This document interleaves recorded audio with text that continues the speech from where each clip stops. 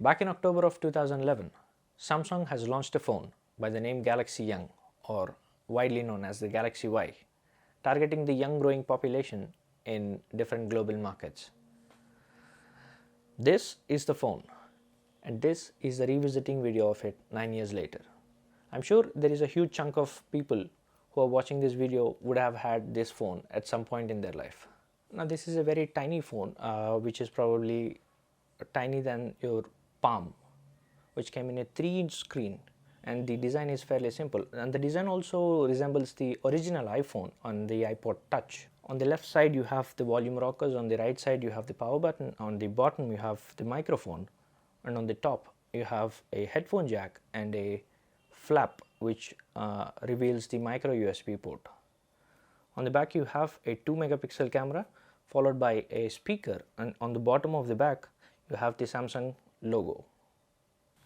On the front side, on the top, you have the earpiece. To the side of the earpiece you have a proximity sensor and a gyroscope. Beneath that is the Samsung text, and beneath that is the 3-inch TFT LCD screen, and at the bottom center you have a physical home key. On the either side of the home key you have menu key and back key on the left and right respectively. Now due to the form factor and the size of this phone, this is very light and tiny, so that it just weighed 98 grams and you can easily slip into your pocket, and is probably smaller than most of the wallets. This phone was shipped with a single core ARM Cortex V6 processor running at 832 MHz, and it just came with 290 MB of RAM and 190 MB of internal storage. This is one of the strange situations where the RAM of the phone is much more than the almost double to the storage. Speaking about storage, it came with 2 GB of complementary SD card with a micro SD port which can take up to 32 GB. This phone was shipped with Android Gingerbread 2.3.5 and later updated to 2.3.6 with TouchWiz 3.0 running on top of it. And surprisingly, it is very smooth considering the single core 832 MHz processor, but this lived up very well to the specifications, the hardware specifications. There is a 2 megapixel camera with fixed focus on the back, which can take photos of resolution from 1600 by 1200 or video of 320p at 15 frames a second. What's interesting is it has got scene modes and sort of manual control back 9 years ago on this budget.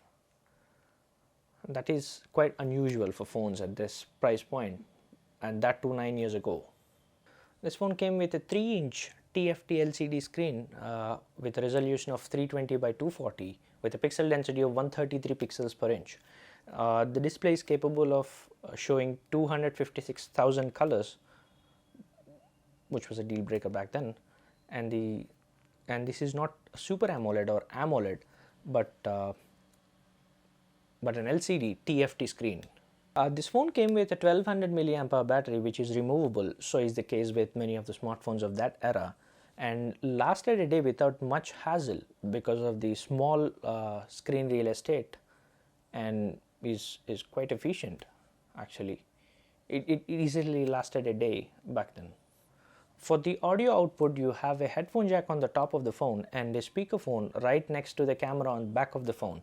And for the size of the speakerphone and the budget of this phone, this is quite loud and crisp actually, and that is strange.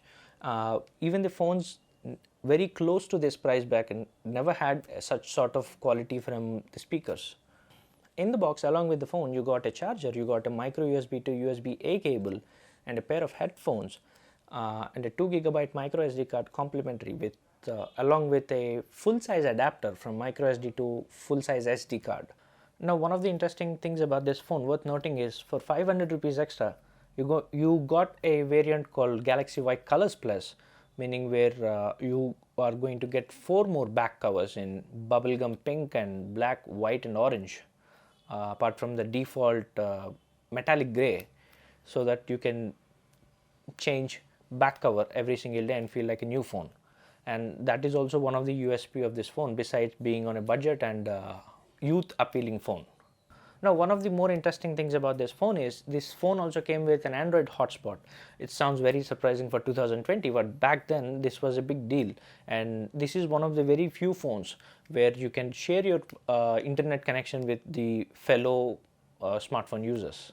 The other interesting feature which this phone sported is it came with a 3G connection of 7.2 Mbps in network speed, and you could say this is also one of the selling point for this phone, apart from being youth and budget appealing device.